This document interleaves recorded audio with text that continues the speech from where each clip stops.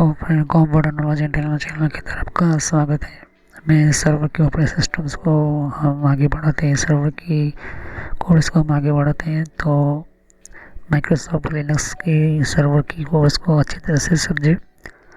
तो जिन लोगों को लिनक्स सर्वर पर जाना, तो लिनक्स सर्वर की भी अलग से प्लेलिस्ट बना चुका हूँ। और माइक्रोसॉफ्ट की हम बात करते हैं, माइक्रोसॉफ्ट सर्वर टेक्नोलॉजी की भी हम बात करते हैं।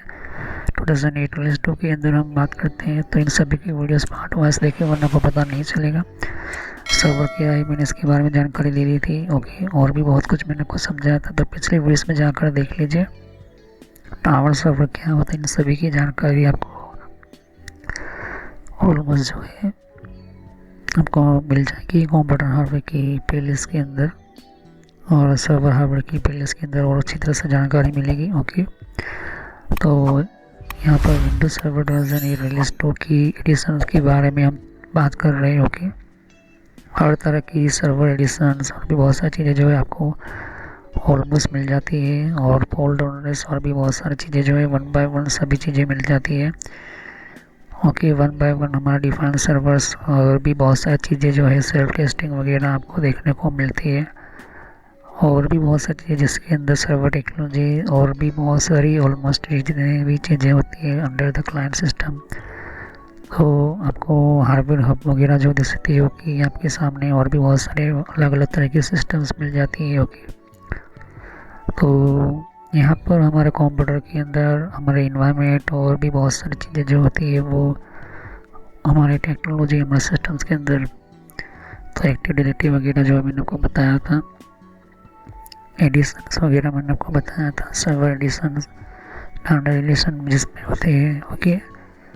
और भी मैंने आपको समझाया था कि जब भी हम कोई सर्वर बनाते हैं तो इन सभी बजट के हिसाब से इन सभी पॉइंट्स के ऊपर हम ध्यान रखते हैं, ओके।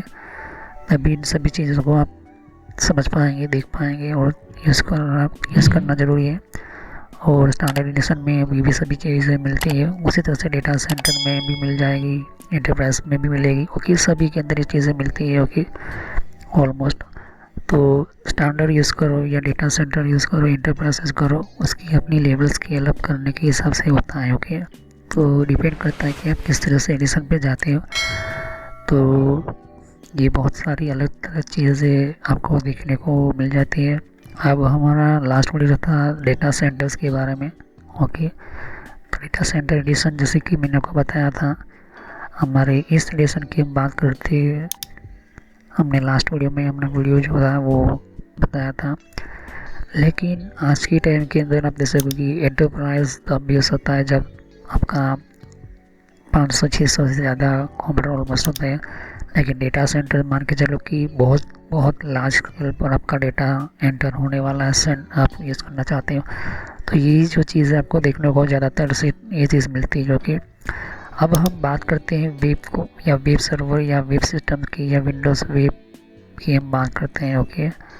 तो ऑलमोस्ट ये जो है खास तरह की चीज़ों के लिए बनाई वेबसाइट के लिए आप कह सकते हो, नाम से उसका काम का पता चल जाता है। तो हमारा ऑपरेटिंग सिस्टम जो भी है, हमारा कोई भी हमारा कंप्यूटर होता है हमारा, ओके, ये चीज़ आपको ध्यान में रखनी ज़रूरी है। तो हमारे विंडोज़ ऑपरेटिंग सिस्टम की हम बात करते हैं तो डेटा सेंटर्स और भी जो है जैसे कि हमने लास्ट वीडियो में समझा था कि बड़े बड़े डेटा सेंटर्स के अंदर फार्में रखी जाती है, ओके। और नेटवर्क के अंदर जब भी हम कोई भी चीज़ें बनाते हैं तो नेटवर्क कम्युनिकेशन चीज़ें मिलती हैं, ओके। तो ऑलमोस्ट जितने भी हमारे रैक सर्वर्स होते हैं, रैक के लिए सर्वर इंजीनियर्स होते हैं, डेटा सेंटर या फिर डेटा स्टोरेज होती है, नेटवर्क कैपेसिटीज़ होती है, आपको देखने को मिल जाती है। बड़े बड़े फार्मिंग होती है डेटा सेंटर्स के, और भी बहुत सारी आपको चीज़ें मिलती है जिसके अंदर इथरनेट, और इथरनेट के साथ बहुत सारी चीज़ें आपको देखने को मिल जाती है, ओके। तो ऑलमोस्ट जितने भी हमारे कंप्यूटर्स होते हैं या फिर डेटा सेंटर्स की हमारी रिस्पॉन्सिबिलिटी होती है, जो हमें बड़े बड़े कंप्यूटर्स के अंदर रखनी पड़ती है, हमारे बड़े बड़े सर्वर्स के अंदर रखनी पड़ती है। तो इस तरह से डेटा फार्मिंग होती है। जैसे तो लार्ज स्केल पर हम डेटा सेंटर्स को, मतलब कि डेटा को स्टोर करने के लिए चीज़ें एंटर होती हैं, ओके। तो जितने भी हमारे सिस्टम्स होती है उस डेटा को स्टोर करने के लिए हम यूज़ करते हैं।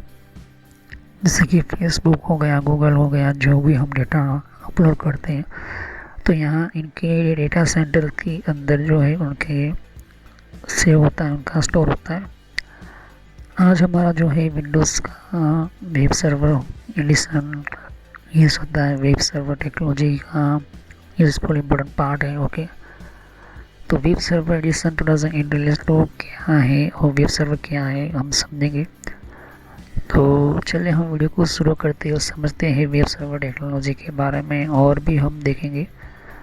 तो चलिए हम वीडियो को शुरू करते हैं और समझते हैं वेब सर्वर टेक्नोलॉजी और ये क्या है, किस तरह से यूज़ होता है और इस एडिशन का काम क्या है और किससे यूज़ किया। ओके, तो चलिए हम वीडियो को शुरू करते हैं और समझते हैं यहाँ पर इस वेब सर्वर यहाँ पर टेक्नोलॉजी के बारे में।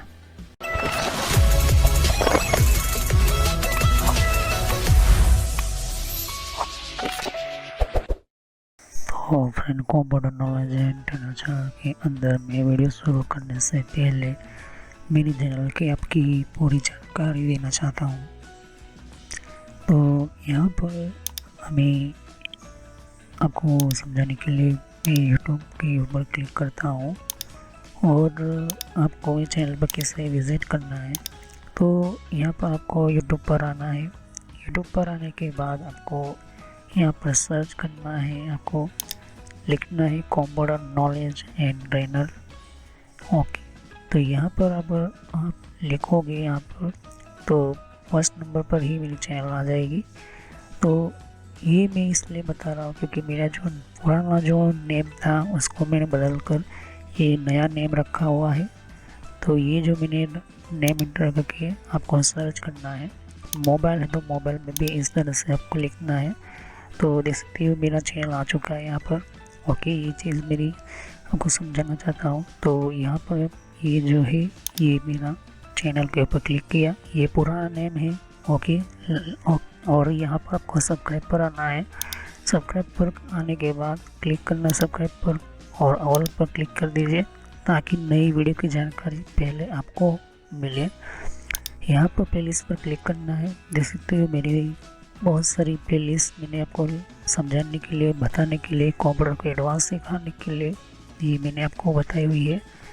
तो जितने भी आपके सामने सर्वर की टेक्नोलॉजी जो है सिस्टम्स है आपको बताने के लिए ये चीज़ें आपको देखने को। तो अगर आपकी कंप्यूटर के बारे में कुछ भी पता नहीं है तो बेसिक शुरुआत कीजिए, फिर आप विंडोज़ बेसिक से फिर आप माइक्रोसॉफ्ट के ऑफिस के अंदर सीखिए, फिर यहाँ पर हार्डवेयर के बारे में सीखे तो और आपकी स्किल डेवलप होगी। थोड़ी आवाज़ के लिए थोड़ी प्रॉब्लम हो सकती है, लेकिन आवाज़ का थोड़ा प्रॉब्लम आप समझ लेना। नेटवर्क के अंदर आप देख सकते हैं कि नेटवर्क के अंदर भी आपको पूरी जानकारी मिलेगी। नेटवर्क क्या है, नेटवर्क कैसे यूज़ होता है, कंप्यूटर के नेटवर्क की अच्छी तरह से जानकारी नहीं देख सकते हो। और विंडो 8 और 8.1 क्या है, विंडो 8.1 किससे काम करता है, मैंने आपको ये भी बताया था।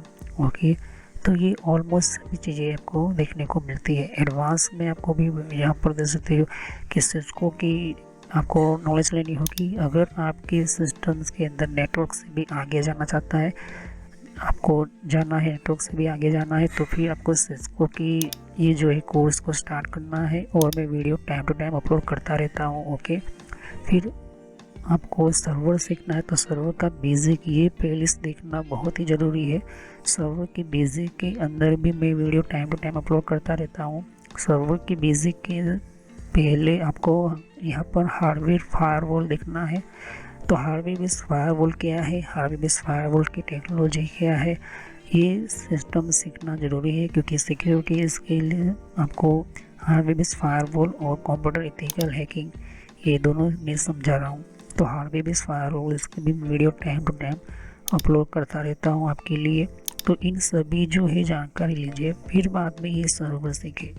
तो सर्वर के ऊपर क्लिक करता हूँ और देख सकते हैं कि सर्वर की जो है बेसिक जितनी भी प्लेलिस्ट के अंदर वीडियो है वो बेसिक आप समझे, उसके बिना जो है सर्वर आप समझ नहीं पाओगे।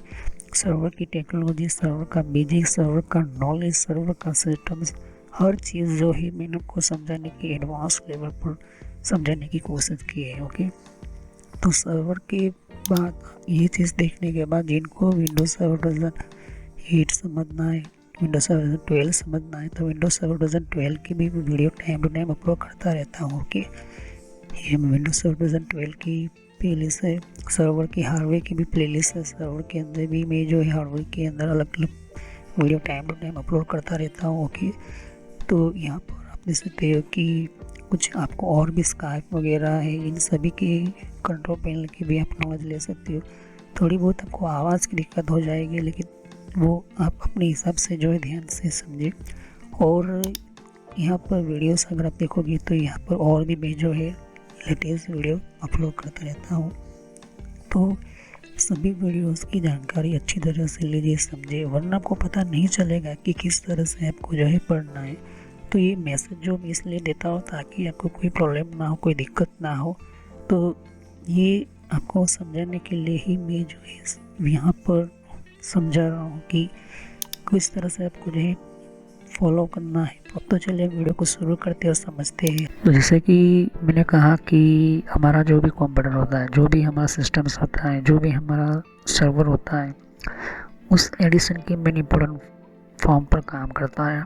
अब यहाँ पर एंटरप्राइज की जो तकलीफ़ें थी वो डेटा सेंटर ने दूर कर दी। डेटा सेंटर काफ़ी अच्छा चल रहा है, आज के टाइम के अंदर भी बहुत इम्पोर्टेंट होता है। लेकिन अब ऐसी ऑपरेटिंग सिस्टम हमें ये अलग से एडिशनल चीज़ें एंटर की, जिसके अंदर विंडोज़ वेब सर्वर एडिशन होता है। ये web front end server version है। ये ऑपरेटिंग सिस्टम को फोकस करते सिर्फ एप्लीकेशन सर्वर की ज़रूरत होती है और उसको डेडिकेटेड वेब सर्विसेज हमें चाहिए। डेडिकेटेड वेब सर्विसेज मतलब कि ऐसी वेबसाइट को हैंडल करने के लिए जहाँ पर आप उस वेबसाइट को चेंज करते हो, कंट्रोल करते हो, या फिर उस सर्विसेज को आपकी रिक्वायरमेंट के हिसाब से चलानी हो, तो वहाँ पर इस एडिशन की हमें ज़रूरत पड़ती है सिर्फ वेबसाइट के लिए। इसकी वेबसाइट वगैरह डेटा मतलब कि उसके बैकग्राउंड में काम करने वाले C++, जावा, HTML, फिर आपका CSS हो गया, फिर आपका बहुत सारे एप्लीकेशन के साथ बहुत सारी ऐसे डायरेक्टली सर्विस होती है, रिक्वायरमेंट होती है। तो इससे डायरेक्टली वेब सर्वर हम बनाते हैं एडिशन के, उसके अंदर हमारी वेबसाइट की पूरी जो नॉलेज वगैरह जो होती है, जो भी कोड होता है वो हम अपलोड करते हैं, सेटअप करते हैं, स्टोर करते हैं। ओके, ये चीज़ आपको मिलता है। तो विंडोज़ ऑपरेटिंग सिस्टम के अंदर विंडोज़ का लोगो और वेब फ्रंट सर्वर वर्जन आपके सामने मिलता है। ओके, तो बहुत सारी ऑर्गेनाइजेशंस होती है जो बहुत सारे सेटिंग्स करती है सिंपल वेब सर्वर के लिए। तो ये किस लिए यूज़ होती है? फ्रंट एंड डेटाबेस, आगे के जितने भी डेटाबेस सर्वर होते हैं उसके लिए जो इनको इंस्ट्रक्शन देता है, ये आपका कौन सा डेटाबेस का सर्वर है, जिसके SQL सर्वर हो गया। ओके, फिर हम कोई सर्वर दूसरा सर्वर को डेटा सेंटर से उसको हम टारगेट करते हैं कि मेरी 115 हार्ड डिस्क का कोई 2 अलग अलग जो है सर्वर्स है, तो उसका डेटाबेस का जो है हम उसको टारगेट करते हैं उसको स्टोर करने के लिए। वो भी किसके लिए? वेबसाइट की डेटा को स्टोर करने के लिए। दूसरा होता है मैसेजिंग सर्वर जो होता है उसके लिए। और तीसरा जो होता है एप्लीकेशन सर्वर सिस्टम के लिए, मतलब कि डेटा की एप्लीकेशन सिस्टम, मतलब कि एप्लीकेशन जो सर्वर होता है उस सिस्टम के लिए हमारा बेस्ट अच्छा ये डेवलप कह सकते हो। वो इतना ही जो है सर्विसेज रिक्वायरमेंट, जितनी जो वेबसाइट के चलाने के लिए जो सर्विस होती है वो उतनी रिक्वायरमेंट के हिसाब से ये वेब सर्वर बनाता है। तो अगर हमने एक पहला सर्वर बना लिया, स्टैंडर्ड सर्वर, दूसरा सेकेंडरी सर्वर, तीसरा एप्लीकेशन, चौथा जो है वेब सर्वर बनाना, तो वहाँ पर हम वेब सर्वर की एडिशन को स्टोर करते हैं। ओके, ऑलमोस्ट जितने भी हमारी वेबसाइट बनानी है या फिर वेबसाइट हम बनाते हैं, IIS हो गया, फिर और भी कोई बहुत सारे जो डिटेल सर्वर्स होते हैं, तो उसके अंदर हमें जो बनाते हैं, तो अगर ऐसे जैसे कि प्रिंट सर्वर डाल दिए, इसके पहले तो हम जो है एक्टिव डायरेक्टरी डोमेन सर्विस हम डालते हैं, फिर हम डोमेन एंटर कर सर्वर बनाते हैं, फिर DNS सर्वर बनाते हैं, DHCP सर्वर बनाते हैं, FTP सर्वर बनाते हैं, प्रिंट सर्वर बनाते हैं। जैसे जैसे इस टावर सर्वर, इस मॉडल टाइप के सर्वर के अंदर डालते जाएंगे, ऑपरेटिंग सिस्टम उतना लोड लेगी, उतना डेटा पर काम करेगी। प्रोसेसर भले ही अच्छा है, हार्डवेयर अच्छा है, जैसे ही ट्रैफिक बढ़ना शुरू हुआ, जैसे ही वेबसाइट यूज़ करने के लिए वेब सर्वर यूज़ होने हुई, ये क्रैश करना शुरू करेगा, ये जो है डैमेज करना शुरू हो जाएगा, मतलब कि रिस्पॉन्स नहीं देगा, कभी कभी रिसेट होगा, कभी कभी रिस्टार्ट हो जाएगा, कभी कभी आपका कंप्यूटर जो है ऑन होने में 15 से 20 मिनट लगाएगा, यहाँ तक कि शटडाउन होने में भी 10-15 मिनट लगा देता है। ये क्यों होता है? उसी ऑपरेटिंग सिस्टम की वजह से, जिसके अंदर इसको अच्छी तरह से हार्डवेयर, सॉफ्टवेयर और तीसरी चीज़ नेटवर्क की अच्छी तरह से मेंटेनिंग नहीं मिलती। ओके, तो अगर अगर आपके पास हार्डवेयर बहुत पावरफुल है लेकिन एडिसन की ज़्यादा से ज़्यादा अच्छी तरह से सेटिंग से नहीं की है, तो ये प्रॉब्लम आपको ज़्यादातर फेस करनी पड़ेगी। दूसरी, हार्ड डिस्क बहुत अच्छी नहीं है। हार्ड डिस्क जो है 500 GB की जगह पर 1 टेराबाइट की जगह पर आपने 500 GB की यूज़ की है, और वो जो है अपडेट होते होते होते वो अब फुल होने को आई है, तब वहाँ पर भी प्रॉब्लम होगी। ओके, कुछ ऐसे सॉफ्टवेयर बाय चांस आपने बाहर से डाउनलोड कर लिए, या तो फिर थर्ड पार्टी सॉफ्टवेयर इंस्टॉल कर लिया, या तो फिर ऐसे आपने एंटीवायरस जो है डाउनलोड कर ली जो बार बार इंटरनेट से डेटा वो ज़्यादा खींच रही है, ले रही है, अंदर एंटर कर रही है, अपडेट कर रही है, तो वो भी डेटा जो है स्टोर करना ज़्यादातर करना शुरू करेगी। ऐसी जो सॉफ्टवेयर जो होते हैं वो काफ़ी खतरनाक होते हैं। तीसरी चीज़ कि अगर आपकी वेबसाइट जो है काफ़ी फेमस हो रही है और वहाँ से ट्रैफिक ज़्यादा आ रहा है, ओके, तो वहाँ पर से उस कारण जो है हमारा दूसरी जो 6-7 हार्ड डिस्क के अंदर जो स्टोर है वो धीरे धीरे जो स्टोर करना, मतलब कि स्टोरेज यूज़ करना शुरू होगी। तब आपको पता चलेगा कि ये जो है सर्वर जो है अब ये इतना ट्रैफिक के लिए डेटा को बढ़ाना पड़ेगा। तो विंडोज़ वेब सर्वर जो होता है वो एडिशन जो होता है वो हम यूज़ करते हैं सिंपल वेब सर्वर के अंदर, ये होस्ट एप्लीकेशन डेवलपमेंट और इन्वायरमेंट के लिए।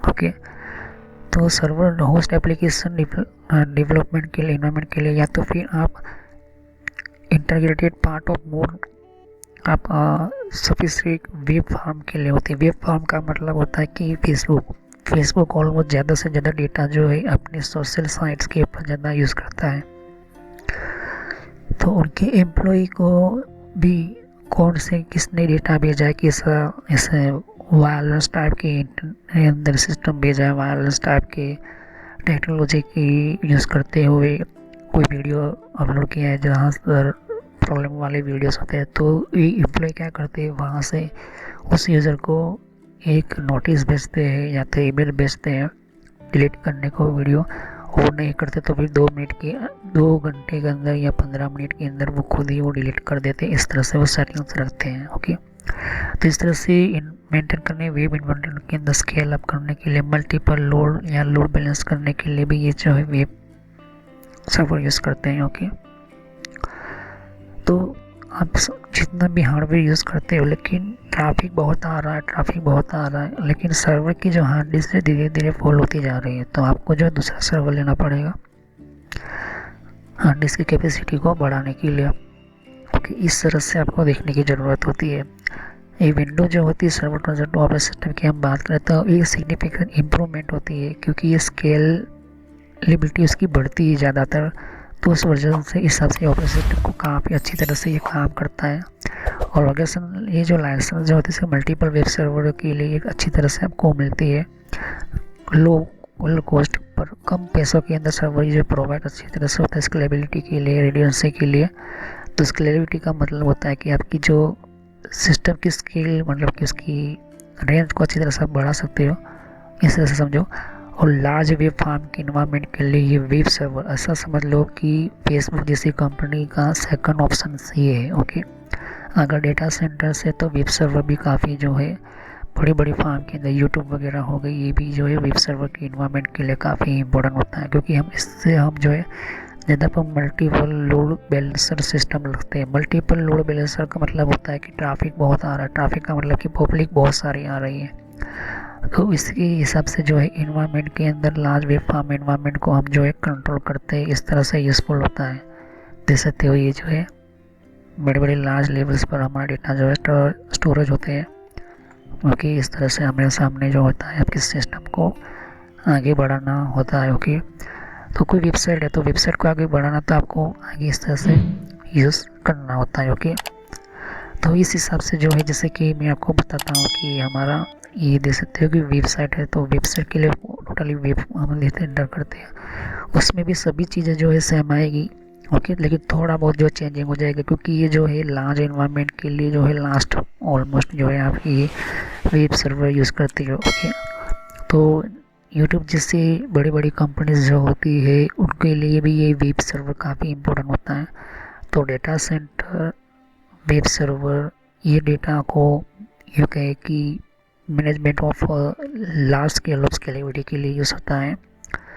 अनलिमिटेड डेटा, मतलब फिर अनलिमिटेड जो यूट्यूब जो है गूगल कंपनी के अथॉरिटी में है। ओके, गूगल कंपनी ने खरीद लिया है, तो यूट्यूब जो है किस सकते हो गूगल कंपनी का ही ओनर है। हालांकि 3 लोगों ने यूट्यूब बनाया था, लेकिन गूगल कंपनी फिर बाद में खरीद लिया। अब जो भी वो मेंटेन कर रहा है, जो भी प्रोग्रामिंग कर रहा है, वो गूगल कर रहा है। ओके, अब मेन चीज़ ये होती है, प्रॉब्लम यहाँ पर बढ़ती है कि जैसे जैसे लोग यूट्यूब बढ़ाते हैं, वीडियोस बढ़ाते हैं, ट्रांसफ़र करते हैं, तो डेटा स्टोर होगा तभी तो आप लोगों को देख पाएंगे, लोगों को मिलेगा। तो यही चीज़ जो है यहाँ पर डेटा सेंटर एडिशन और वेब सर्वर एडिशन काफ़ी इम्पोर्टेंट बन जाती है, क्योंकि इस तरह से हमारी जो सिस्टम्स होती है। तो ऑलमोस्ट डेटा सेंटर एडिशन और वेब एडिशन काफ़ी इम्पोर्टेंट आता है। ओके, और स्टैंडर्ड और एंटरप्राइज एडिशन ये कह सकते हो कि इम्पोर्टेंट हमारा सिस्टम्स होता है। लेकिन जब हम यूज़ करेंगे तो स्टैंडर्ड हम यूज़ करेंगे। ओके, शुरुआत यहीं से करेंगे, बाद में हम एंटरप्राइज पर जाएंगे, डेटा सेंटर पर जाएंगे, फिर लास्ट में वेब पर जाएंगे। ओके, तो अभी तो हम शुरुआत में जो है ये सिस्टम समझ रहे हैं। ओके, तो ये चीज़ जो है वेब सर्वर या वेब टेक्नोलॉजी या वेब इम्पोर्टेंट सिस्टम्स वगैरह जो होते हैं आपको ऑलमोस्ट देखने को मिल जाता है। ओके, तो कंप्यूटर के अंदर हमारे जितने भी हमारे इम्पोर्टेंट पार्ट्स होते हैं, ये सिस्टम्स आपको वेब एडिशन काफ़ी इम्पोर्टेंट होता है। ओके, तो जब ऑपरेटिंग सिस्टम इंस्टॉल करते हैं तो हमें पता होना चाहिए कि हमारी स्किल, हमारी रिक्वायरमेंट कितनी है। ओके, इस हिसाब से हम जो है सर्वर एडिशन को सेलेक्ट करते हैं, यूज़ करते हैं। ओके, तो नेक्स्ट वीडियो में हम शुरू करेंगे server core technology, server system core को। ये सर्वर कोर क्या होता है, सर्वर कोर की टेक्नोलॉजी क्या होती है, और विंडोज़ सर्वर 2008 सर्वर कोर की टेक्नोलॉजी कैसे यूज़ होती है। तो नेक्स्ट वीडियो में यहीं से मैं शुरू करूँगा और इसी से मैं यहाँ पर कंटिन्यू करूँगा। तो thanks for watching my video, have nice next time continue on this topic. तो सब्सक्राइब करो, लाइक करो, बेल आइकन पर क्लिक करना ना भूलो। और नेक्स्ट मैं यहीं से शुरू करूँगा सर्वर कोर की टेक्नोलॉजी के ऊपर से, कि सर्वर कोर टेक्नोलॉजी क्या है, किस तरह से काम करते हैं, किस तरह से हम यूज़ करते हैं। तो सर्वर कोर भी मैं समझाऊंगा, सर्वर कोर भी हम प्रैक्टिस करेंगे।